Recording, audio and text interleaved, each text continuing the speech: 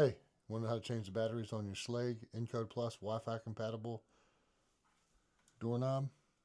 No tools required. Pop off the cover on the back. Pull out the battery pack. Take out the old batteries. Drop them on the floor.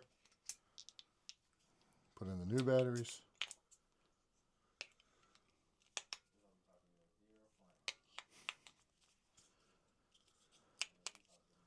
Reinstall the battery pack.